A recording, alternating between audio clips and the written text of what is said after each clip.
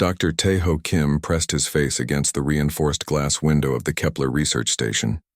His breath fogged the surface as he watched the distant grassland stretch toward the horizon. The golden grass moved like ocean waves in the alien wind. But he was not looking at the grass. He was looking for them, the Thunderhorses. Tae-ho had been on this world for 6 months now. 6 months of watching and waiting. 6 months of failed attempts and broken equipment. 6 months of wondering if the stories were even true. Then he saw it. A flash of purple light danced across the plains. It moved too fast to be natural lightning, too controlled to be random. The light grew brighter as it came closer to the research station. Soon, Tae-ho could see the creature that carried. The Thunderhorse stood 12 feet tall at its shoulder. Its body looked like a horse from Earth, but bigger and stronger. Much stronger. Its muscles rippled under midnight black skin that seemed to absorb light. But the most amazing thing was its mane. Electric fire flowed through the creature's mane, like liquid lightning. Purple and blue sparks danced between the strands of hair. The electricity moved in patterns that almost looked like writing. Like the creature was thinking in lightning. Tae-ho grabbed his scanner and pointed it at the beast. The machine beeped once, then died. Smoke rose from its circuits. He cursed in Korean and reached for another scanner. This one lasted 3 seconds, before it also burned out. The Thunderhorse stood exactly 50 meters from the station. It seemed to know that distance meant something. Its great head turned toward the building, and Tae-ho felt like it was looking directly at him through the glass. The creature's eyes glowed with the same electric fire as its mane. For a long moment they stared at each other, man and beast, known and unknown. Then the Thunderhorse simply faded away like morning mist. 1 second it was there, solid and real. The next second, empty grassland. Tae-ho ran to the main lab where his colleagues were working. The room buzzed with activity as beings from 12 different worlds tried to solve the same puzzle. How do you study something that destroys your instruments just by existing? Dr. Vera Hansen looked up from her broken equipment. The human woman had arrived 3 weeks ago with the most advanced sensors Earth could build. Now those sensors were spare parts and scrap metal. Another sighting? Tae-ho asked. 2 of them this time, Vera replied. They came within the 50-meter line and just stood there, watching us. My electromagnetic readers went crazy before they died. I think the creatures were trying to communicate. At the center of the lab sat Kethmore, the Velthari elder. His tall, thin body was covered in silver scales that changed color with his emotions. Right now, those scales showed deep blue, patterns that meant sadness or worry. Your people have lived here for how long? Dr. Zara Okonkwo asked the elder. The African xenobiologist had been taking notes on Velthari culture for months. 1,000 rotations of the world around its star, Kethmore replied in heavily accented standard. 1,000 years of watching the thunder-touched ones from afar.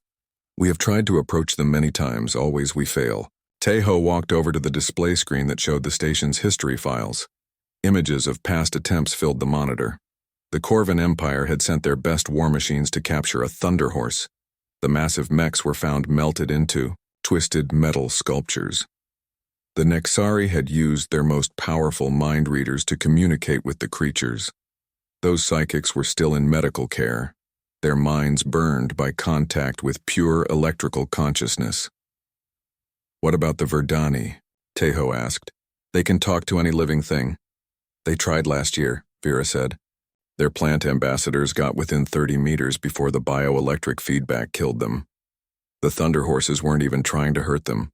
The creatures just exist at a level of electrical activity that our technology and biology cannot handle. Kethmore's scales shifted to yellow patterns, hope mixed with fear. There are stories among my people, old stories from before we learned to fear the thunder-touched ones. They speak of riders who would come from the sky, beings who could speak the language of lightning and call the great beasts friends instead of gods. Riders. Zara leaned forward. Your ancestors rode the Thunderhorses. Not my ancestors, Kethmore said. The stories tell of others. Sky-touched ones who would come when the storms grew too strong, They would ride the thunder-touched ones to calm the weather and bring peace to the land. Tejo frowned. But that makes no sense. If someone could ride them before, why can't anyone do it now? Because the sky-touched ones left, Kethmore replied. They went back to their home among the stars. The stories say they will return when the world needs them most. The room fell quiet. Each scientist thought about the implications. Could there really be a species somewhere that could naturally bond with the Thunderhorses? And if so, where were they now? Alarms started ringing throughout the station. Red, warning lights flashed on every wall. Tejo ran to the window and looked out at the grasslands. 7 Thunderhorses stood in a line exactly 50 meters from the station. Their manes blazed with different colors: purple, blue, gold, silver, red, green, and pure white. The electrical patterns dancing through their hair moved in perfect synchronization. They're communicating with each other, Vera whispered as she joined him at the window. Look at the patterns. It's like a light show, but it has structure, grammar, syntax. The lead Thunderhorse, the one with the white mane, stepped forward. Its hooves left glowing prints in the grass. The creature's eyes fixed on the station, and Tejo felt that intelligence behind them. Ancient, powerful, waiting. The beast opened its mouth and made a sound like distant thunder. The other Thunderhorses answered with their own calls. Together, their voices created a song that made the station's walls vibrate. Then, as suddenly as they had appeared, all 7 creatures faded away. Tejo stayed at the window long after they were gone. Somewhere out there in the endless grasslands, the Thunderhorses were waiting. But waiting for what? Or perhaps waiting for who? The answer to that question was about to arrive on the next supply ship. The supply ship landed 3 days after the 7 Thunderhorses had appeared at the station. Tejo watched from the landing platform as the cargo bay doors opened. Boxes of food, replacement parts, and scientific equipment floated out on anti-gravity sleds. Then he saw her. Ji-eun Park stepped off the ship carrying a toolbox that looked older than she was. She had short black hair tied back in a practical ponytail and wore coveralls that had seen many repairs. Oil stains decorated the fabric like badges of honor. "You must be Dr. Kim," she said in Korean, then switched to Standard. "I'm here to fix your atmospheric processors. The report said they've been acting up." Tejo nodded. "We've had problems with electrical interference. Our equipment keeps breaking down." Ji-eun looked around at the grasslands stretching in every direction. Nice view. Peaceful. Where's the interference coming from? Before Tejo could answer, a flash of purple light appeared in the distance.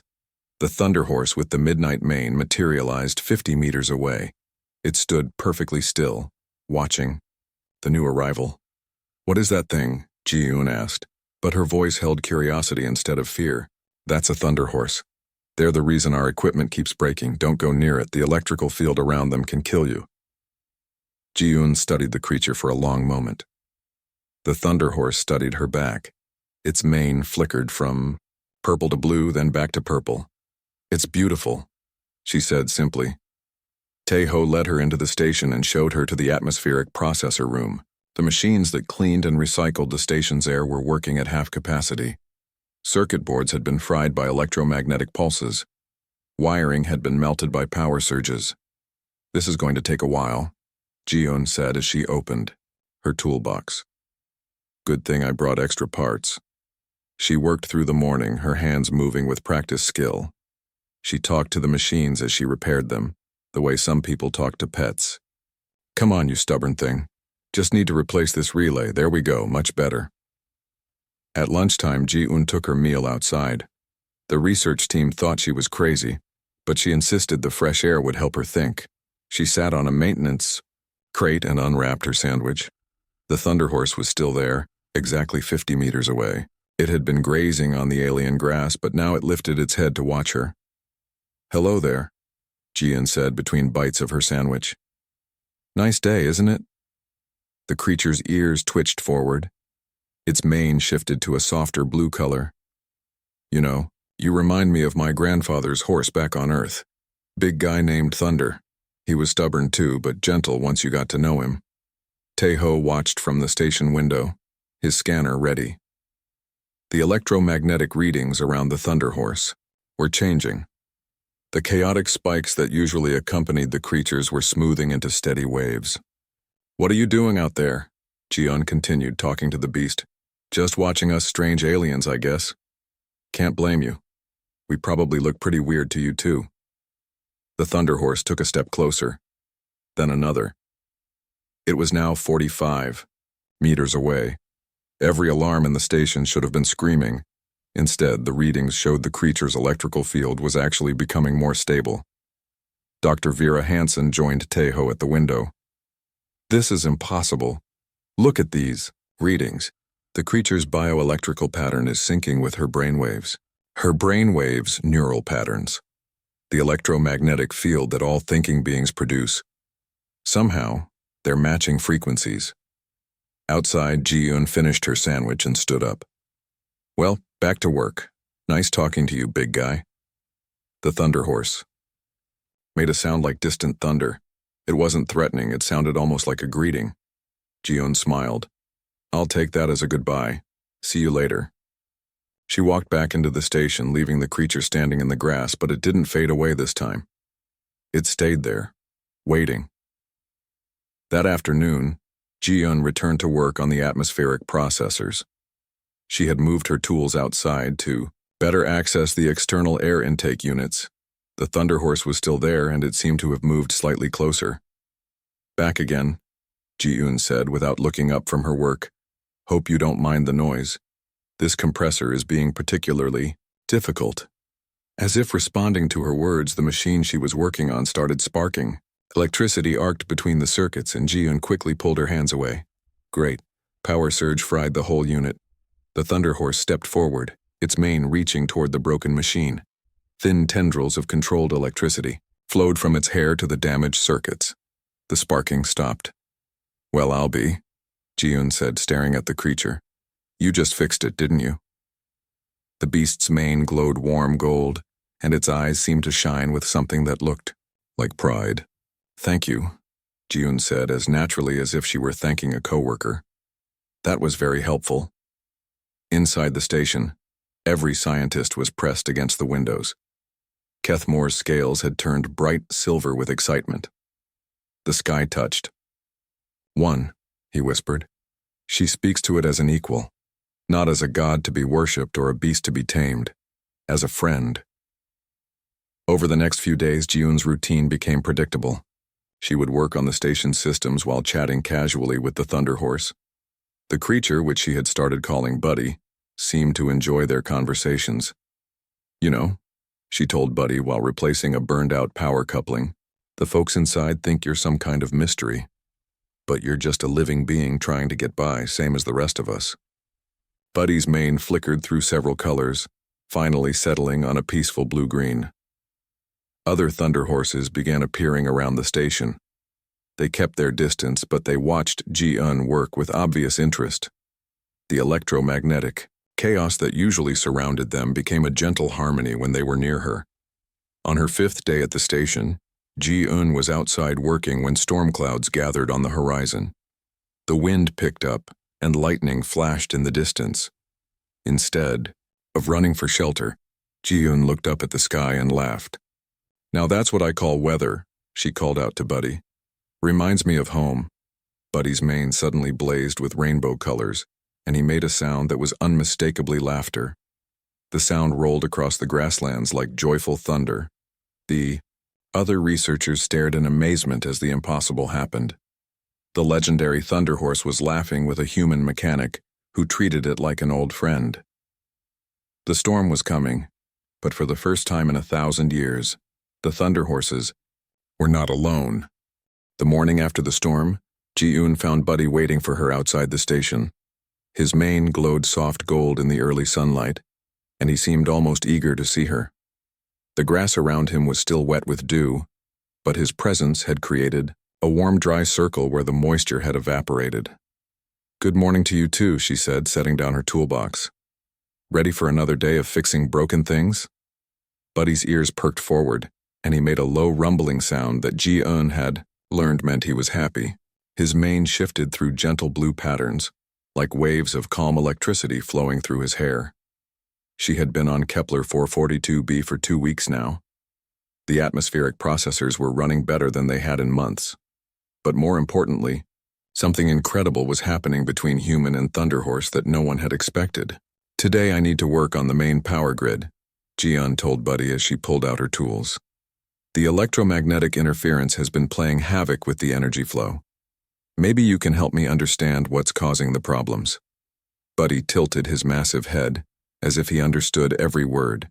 His mane shifted to curious blue patterns, and he took a step closer to where Ji-eun was working. Inside the station, Dr. Tae-ho Kim was documenting everything he observed. His reports to Earth would change how humanity understood interspecies communication. But right now he was simply amazed by what he was watching through the reinforced windows. "The electrical readings are completely stable," Dr. Vera Hansen said, checking her instruments for the 10th time that morning. "When that creature is near Ji-eun, it's like all the electromagnetic chaos just calms down. Look at these patterns," she showed her scanner to the other researchers. Instead of the wild, chaotic energy spikes they usually recorded around Thunderhorses, the readings showed smooth, organized waves of electrical activity. "It's like they're synchronizing," Dr. Zara Okonkwo observed. "The creature's bioelectrical field is matching Ji-eun's neural patterns." Kethmore stood beside them, his scales showing patterns of wonder and hope. The elderly Velthari had seen many strange things in his long life, but nothing like this. "In our oldest stories, the sky-touched ones could bring peace to the storm," he said quietly. "They could speak the language of lightning and call the thunder-touched ones by name. Perhaps those stories were not just legends after all." Outside, Ji-eun was having trouble with a stubborn power coupling. The connection kept sparking and she couldn't get it to hold steady. Sparks flew every time she tried to lock the components together. "This thing is being really difficult," she muttered, wiping sweat from her forehead. "The power keeps fluctuating and I can't figure out why." Buddy stepped closer, moving within 30 meters of her for the first time since they had met. Every sensor in the station should have been screaming warnings about dangerous electromagnetic levels. Instead, the readings showed perfect harmony between human and Thunderhourse bioelectrical fields. "Could you help me with this?" Ji-eun asked, looking up at the great beast. "I need a steady current, just for a few seconds while I lock this connection in place." Buddy lowered his head until his mane was close to the power coupling. Thin streams of controlled electricity flowed from his hair to the connection. The chaotic sparking stopped immediately, and the coupling locked into place with a satisfying click. "That's amazing," Ji-eun said, reaching out to pat Buddy's neck. His skin felt warm and tingly with contained energy, like touching a battery that was perfectly controlled. "You have better control over electricity than any machine I've ever seen."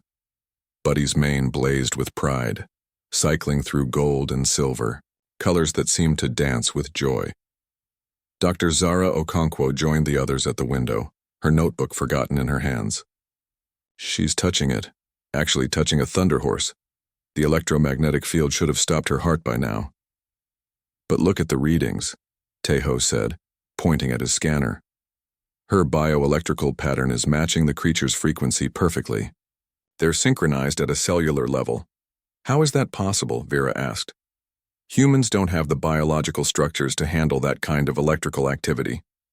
"Maybe they don't need special structures," Kethmore suggested.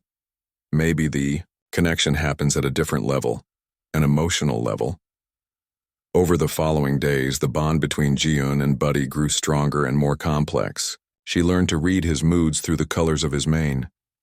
Gold meant happiness and contentment. Blue meant curiosity, or calm concentration. Silver meant playfulness and joy. Red meant excitement or concern about something.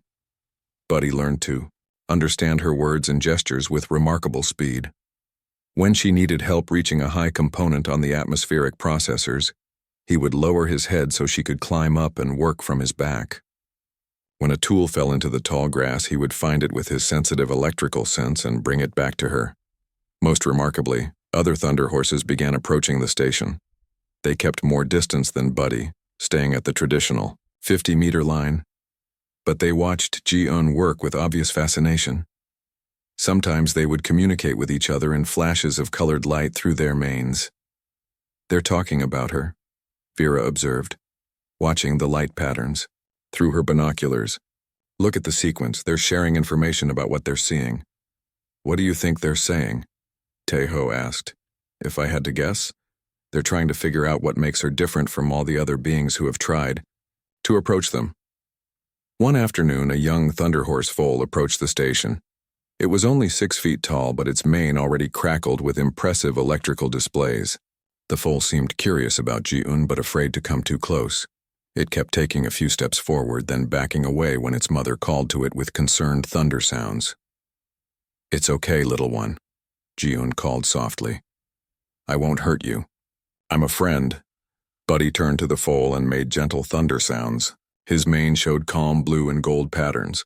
The colors Ji-un had learned meant safety and friendship. The foal's mane flickered nervously between purple and green. "He's scared," Ji-un realized. "Buddy, can you tell him I'm safe?" Buddy walked over to the foal and touched his mane to the younger creatures.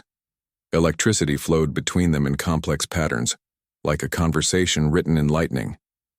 After a moment, the foal's mane settled into curious blue. The young Thunderhourse took a few tentative steps toward Ji-un, then stopped. Its mane showed the same questioning patterns Ji-un had learned meant uncertainty. "Come on," she said gently, sitting down in the grass to make herself less threatening. "I don't bite. I'm just a mechanic who talks to machines all day." The foal approached slowly until it was just 10 meters away. Ji-un held out her hand, and the creature stretched its neck forward until its nose almost touched her fingers. The moment of contact sent a small spark of electricity between them, but it felt warm and friendly rather than dangerous. "There we go," Ji-un said softly. "See? I told you I was harmless." The foal's mane burst into happy gold patterns, and it made a sound like tiny thunder. Then it bounded back to its mother, a mare with a silver and blue mane who had been watching anxiously from a safe distance. "Incredible," Dr. Hansen whispered from inside the station. "She's communicating with them on their own terms, not trying to dominate or study them, just being friendly." That evening, as Ji-un packed up her tools, she noticed Buddy seemed restless. His mane kept shifting from color to color, and he kept looking toward the horizon where storm clouds were gathering again. "What's wrong, boy?" she asked. "Something bothering you?" Buddy's mane flashed bright red. The color Ji-un had learned meant danger or serious concern. He pointed his nose toward the darkening sky where lightning was beginning to flicker. "Another storm coming," Ji-un said, looking at the approaching weather. "Don't worry, the station can handle normal storms." But Buddy's mane kept flashing, red and orange, colors that meant immediate danger. His distress was clear even without words. This was not going to be a normal storm. Then Ji-un understood. "You're not worried about the station. You're worried about us, about me." Buddy's mane shifted to deep blue, the color of sadness and fear. He made soft thunder sounds that somehow conveyed his concern for her safety. "Hey," Ji-un said, walking over to put her hand on his neck. "I'll be fine. I've been through storms before." But as lightning began to flash in the distance and the electromagnetic readings started climbing to dangerous levels, Ji-un realized this storm was different. Much different. The station's shields were already fluctuating just from the approaching energy, and the storm was still miles away. Buddy's mane blazed with determination, cycling through every color in rapid succession. He was trying to tell her something important, something urgent. The storm was coming fast, and somehow Ji-un knew that everything was about to change forever. The storm hit Kepler 442b with the fury of an angry god. Lightning split the sky in jagged tears of white fire. Thunder shook the research station until the walls vibrated like drum skins. The electromagnetic pulse from each lightning strike sent waves of interference through every piece of equipment. Inside the station, emergency lights cast red shadows on worried faces. Dr. Taeho Kim watched his instruments die one by one as the electrical assault overwhelmed their circuits. "Atmospheric processors are failing," Dr. Vera Hansen reported, her voice tight with concern. The shields can't handle this level of electromagnetic activity. How long before complete system failure, Tejo asked. Maybe an hour. 2 at most. Through the reinforced windows, the scientists could see the Thunderhorses in the distance. But something was different about them tonight. Instead of running from the storm, they were running toward it. Buddy stood closer to the station than ever before, only 20 meters away. His mane blazed with rainbow fire as he reared up on his hind legs, calling out to the storm with sounds like rolling thunder. They're not hiding from the lightning, Dr. Zara Okonkwo realized. They're trying to fight it. More Thunderhorses appeared from the grasslands, the mare with the silver mane, the stallion with the purple fire, the foal that Ji-un had befriended. All of them faced the storm with their manes blazing like beacons. "Where's Ji-un?" Tejo asked suddenly. Everyone looked around. The mechanic was nowhere to be seen. She was working on the backup generators in the lower level, Vera said. "I'll get her." But when Vera reached the generator room, it was empty. Ji-un's tools were scattered on the floor, and the door to the outside maintenance area was standing open. "She's outside," Vera shouted into her communicator. "Ji-un is outside in the storm." Through the howling wind and driving rain, Ji-un ran toward Buddy. Lightning crashed around her, but somehow none of it touched her. The Thunderhorse's mane created a bubble of controlled electricity that deflected the wild energy away from her. "Buddy?" she called out, her voice barely audible over the storm. "What are you doing?" The great beast turned to her, his eyes glowing with urgent fire. His mane showed patterns of red and orange, danger mixed with desperate determination. "You're trying to protect the station," Ji-un realized. "You and the others. You're absorbing the lightning to keep it from hitting us." Buddy's mane flashed bright gold. Yes. But Ji-un could see the strain it was putting on him and the other Thunderhorses. They were taking the full force of nature's fury into their bodies. Even creatures made of living electricity had limits. "You can't do this alone," she said. "Let me help."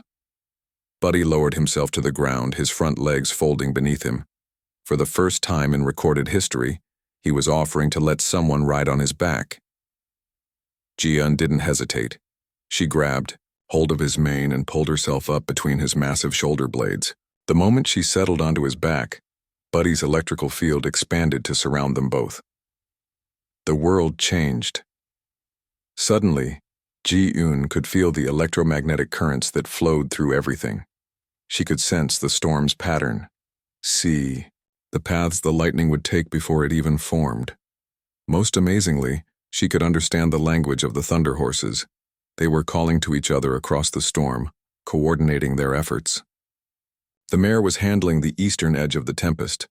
The stallion was redirecting energy from the south. The foal, despite his young age, was helping channel excess electricity safely into the ground. But they needed more help. The storm was too big, too powerful for even a dozen Thunderhorses to control completely. "I understand," Ji-un said. And somehow Buddy heard her thoughts as clearly as her words. "We need to get up there, into the heart of the storm." Buddy rose to his feet with Ji-un on his back. His mane wrapped around her like a cocoon of controlled lightning, protecting her from the forces they were about to face. Then they flew. Ji-un had never experienced anything like it. Buddy didn't use wings or anti-gravity technology. He simply stepped into the electromagnetic fields that surrounded the planet and rode them like invisible highways in the sky. They soared upward into the storm clouds, surrounded by lightning that danced around them like playful spirits. Other Thunderhorses joined them, their riders the first beings in 1,000 years to experience flight on the backs of living thunder. In the heart of the storm, Ji-un saw the problem. The electromagnetic energy was building into a massive discharge that would destroy not just the research station, but everything for miles around. The natural electrical patterns of the planet had been disrupted, creating a feedback loop that was growing stronger by the minute. "We need to break the cycle," Ji-un told Buddy through their connection. "Redirect the energy before it reaches critical mass." Working together with the other Thunderhorses, they began to weave new patterns in the storm. Instead of chaotic destruction, they created controlled channels for the electricity to follow. Lightning that had been wild and dangerous became organized and purposeful. Ji-eun felt the storm's power flowing through her, guided by Buddy's instincts and her own understanding of electrical systems. She was no longer just a mechanic fixing broken machines. She was part of something ancient and magnificent, a partnership between human ingenuity and Thunderhourse wisdom. Slowly, the storm began to calm. The lightning strikes became less frequent, less violent. The thunder changed from angry roars to gentle rumbles. The electromagnetic chaos that had threatened to destroy everything transformed into peaceful energy that would nourish the grasslands for months to come. When they finally descended back to the ground, Ji-eun was exhausted but exhilarated. The research station stood intact, its lights glowing warmly in the clearing sky. The atmospheric processors hummed with perfect efficiency, powered by the controlled energy the Thunderhorses had woven into the station's systems.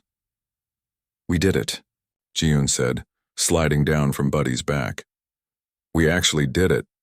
Buddy's mane glowed with satisfied gold, and he nuzzled her shoulder gently. Around them, the other Thunderhorses were celebrating in their own way, their manes creating a light show that painted the grasslands in rainbow colors. From the station windows, the research team watched in amazement as Ji-eun stood among the legendary creatures like she belonged there, which Tae-ho realized she did. The mechanic from Earth had become the first Thunderhorse rider in 1,000 years, and somehow that felt like only the beginning.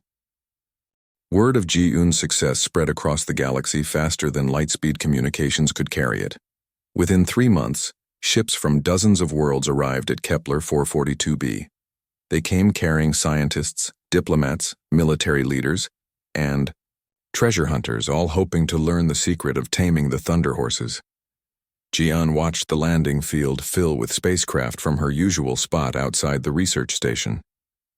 Buddy stood beside her, his mane showing patterns of concern and curiosity. "Looks like we're about to get very busy," she told him. The first delegation was from the Corvan Empire. General Thexkar stepped off his battlecruiser wearing full military armor and carrying enough scanning equipment to outfit a small research facility. "Where is the human who conquered the lightning beasts?" he demanded. Dr. Tae-ho Kim met the delegation at the landing platform. "Ji-eun Park is not a military officer, General. She's a mechanic. And she didn't conquer anything." "Impossible. Our reports say she rode one of the creatures into battle against the storm. That takes military training and advanced technology." Tae-ho led the delegation to the main conference room where Ji-eun was waiting. She wore her usual coveralls and had grease under her fingernails from working on the air recycling system that morning. "You're the Thunderhorse tamer?" General Thexkar asked, clearly disappointed. "I'm a mechanic," Ji-eun replied. "And they're not tamed, they're friends." The general's translator struggled with the concept.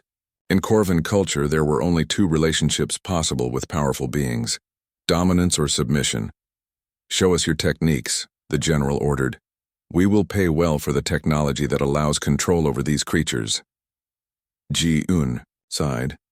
"There's no technology, no special techniques. I just treated Buddy with respect and kindness." "Buddy? That's what I call him. He seems to like the name." The general stared at her for a long moment, then turned to his advisors. "This cannot be the answer. Check her for cybernetic implants. Scan for genetic modifications. There must be something that makes her special." But all the scans came back normal. Ji-eun was completely human, with no technological enhancements or unusual biological traits. The Corvan delegation left 3 days later, convinced they had been deceived somehow. They were followed by the Nexari, who tried to read Ji-eun's mind, to find the hidden knowledge she must possess. When they found only memories of fixing machines and talking to Buddy like an old friend, they also departed in frustration. The Zephyrian merchants offered to buy Buddy outright, not understanding that he wasn't property to be sold. The scholarly Altarians wanted to dissect both Ji-eun and Buddy to understand their connection, and had to be politely but firmly escorted off the planet. But not everyone who came was disappointed by the simple truth. A young Velthari female, named Nithara, arrived with the 3rd wave of visitors. Unlike the adult Velthari, who approached everything with formal ceremony, Nithara was curious and playful. Her scales showed bright patterns of excitement as she watched Jian work with Hai. "Buddy, may I try?" she asked one afternoon. "Try what?" "To speak with one of the thunder-touched ones. My elders say it is impossible, but you make it look easy." Jian looked over at the Thunderhourse foal that had been watching them from a distance. "That little one seems friendly, but remember, there's no magic trick, just be yourself." Nithara approached the foal slowly, her scales showing calm blue patterns. Instead of the formal gestures her people used for important ceremonies, she simply sat down in the grass and waited. The foal tilted its head, studying this strange young Velthari, who wasn't acting like the others of her kind. After a few minutes, it took a cautious step forward. "Hello, little thunder-touched one," Nithara said softly. "You have a beautiful mane." The foal's mane flickered with shy gold patterns. It took another step closer. "My name is Nithara." "What should I call you?" The foal made a sound like distant wind chimes. Its mane showed questioning blue patterns. "I don't understand your language," Nithara admitted, "but I would like to learn." Something in her honest desire to communicate seemed to reach the young Thunderhourse. It approached until it was just a few meters away, then gently touched its nose to Nithara's outstretched hand. The moment they made contact, the foal's mane blazed with happy gold light. Nithara's scales shifted to matching patterns of joy and wonder. "It worked," she whispered. "Elder Kethmore, did you see?" The old Velthari had been watching from a distance, his scales showing amazement. The legend spoke truth. Some beings are meant to walk with the thunder-touched ones. Word of Nithara's success brought more young beings from different species. A Corvan engineer named Grix Tal, who had grown tired of his people's endless wars, found peace with an elderly Thunderhourse. Mare. A human teenager named Minho, the son of a cargo ship captain, bonded with a playful stallion during a supply run. But for every success, there were dozens of failures. Beings who approached the Thunderhorses with greed, ambition, or the desire to control found themselves politely but firmly ignored. The creatures seemed able to sense true intentions, responding only to those who offered genuine friendship. Dr. Tae-Ho Kim spent months documenting these interactions. His research revealed a pattern that changed everything scientists thought they knew about interspecies communication. "It's not about technology or special abilities," he explained to a gathering of researchers from 12 different worlds. "The Thunderhorses respond to emotional authenticity. They can sense the electromagnetic patterns that thinking beings produce when they feel genuine emotions." "You mean they're reading our minds?" asked Dr. Vera Hansen. "Not reading thoughts. Exactly. More like sensing the emotional truth behind our words and actions.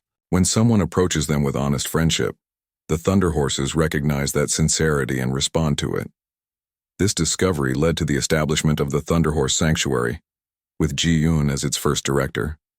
The facility welcomed beings from across the galaxy who wanted to learn not just about the magnificent creatures, but about themselves. The sanctuary became a place of healing and discovery. Warriors learned peace. Scientists learned humility. Merchants learned that some things could not be bought or sold. Ji-Yoon often found herself giving the same advice to newcomers. Don't try to impress them. Don't try to control them. Just be honest about who you are and what you're feeling. The Thunderhorses will know if you're pretending. 1 year after her first meeting with Buddy, Ji-Yoon stood on the observation deck of the expanded research station. The grasslands below were dotted with Thunderhorses and their riders. Some were practicing aerial maneuvers. Others were simply enjoying peaceful flights across the plains. Buddy approached the platform, his mane glowing with the warm gold that Ji-Yoon had learned meant contentment. A young human boy named Daewoo sat on Buddy's back, grinning with pure joy. "He's a natural," Ji-Yoon called down to them. "Buddy is a good teacher," Daewoo replied. "He's very patient with beginners." Ji-Yoon smiled. Buddy had indeed become one of the best teacher Thunderhorses at the sanctuary. His calm nature and willingness to work with nervous riders made him perfect for training new partnerships. That evening, as the two sons of Kepler 442b sat behind the mountains, Ji-Yoon took her usual flight with Buddy. They soared high above the grasslands, watching the light show as dozens of Thunderhorses below communicated with their riders through patterns of colored electricity. "Look how far we've come," Ji-eun said, patting Buddy's neck. A year ago, nobody thought this was possible. Buddy's mane showed patterns of pride and satisfaction. He had helped bridge the gap between species, proving that friendship could overcome any barrier. From the research station below, Elder Kethmore watched the riders in the sky. His scales showed the deep gold patterns that meant profound peace. The sky-touched ones have returned, he whispered to himself, and they brought the gift of understanding with them. The Thunderhorses had waited 1,000 years for beings who would approach them as equals rather than gods to be worshipped or beasts to be tamed. In Ji-eun and the others like her, they had found something better than masters or servants. They had found friends. As night fell over the grasslands, the Thunderhorses' manes created a gentle aurora that painted the sky in soft colors. It was a celebration of connection, of understanding, and of the simple truth that sometimes the greatest discoveries come not from conquering the unknown, but from embracing it with an open heart. Ji-eun guided Buddy into a gentle descent toward the landing platform.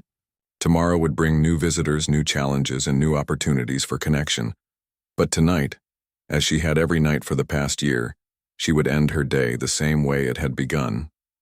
"Thank you, Buddy," she said as they touched down, "for trusting me, for being my friend." Buddy's mane glowed with warm affection as he nuzzled her shoulder. In the language of lightning and thunder, he told her the same thing he had been telling her since that first day when she called him by name. "Thank you for seeing me not as a legend or a mystery, but simply as myself." And in that moment, both, human and Thunderhorse, knew that some friendships truly were written in the stars.